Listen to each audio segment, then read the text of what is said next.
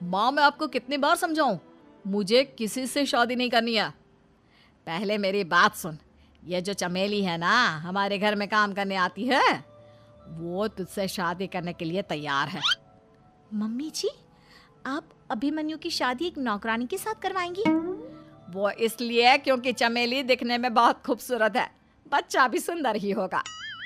Mummy जी, लेकिन एक बच्चे के लिए अपने बेटे की शादी नौकरानी के साथ करवाना, क्या ये सही है? अगर अभिमन्यु ने शादी नहीं की ना, तो मैं अपनी जान दे दूंगी। अब देख लो, अगर तुम्हें अपनी माँ की जान प्यारी है तो तुम्हें इस नौकरानी के साथ शादी करनी ही होगी। इस तरह जानकी देवी अपने बेटे अभिमन्यु की शादी नौकरानी चमेली के साथ करवा देती है। कुछ दिनों के बाद नौकरानी से मालकिन बन के तो मजा आ गया। अब तो मैं इस घर की मालकिन हूँ। देखो, अपने आप को ज्यादा मालकिन समझने की कोशिश मत करो। एक बार तुम्हारा और अभिमन्यु का बच्चा इस दुनिया में आ जाए, उसके बाद तुम इस घर से हमेशा के लिए चली जाना। अरे जाओ जाओ, किसी और के आगे बातें बनाना। एक बच्चा तो पैदा नहीं कर सकी। बढ़िया आई, जाओ जाकर मेरे लिए कॉफी बना कर लाओ। नौकरानी मैं हूँ या तुम? मम्मी जी, देखिए ना शीतल मुझसे किस तरह से बात कर रही है।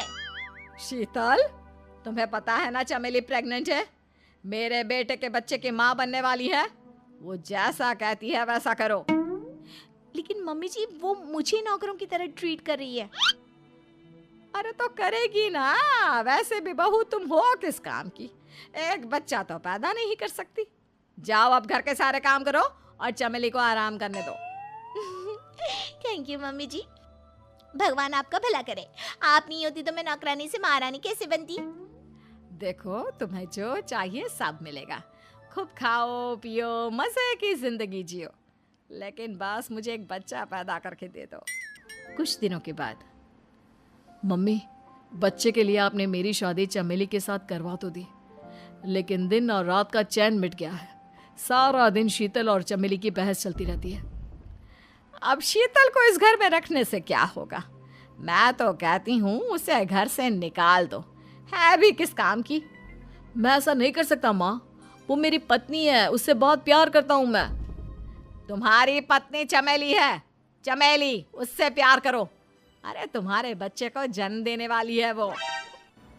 अभिमन्यु, मैं खुद ही इस घर से चली जाती हूँ। वैसे भी अपने ही घर में नौकरों की तरह रहकर परेशान हो चुकी हूँ।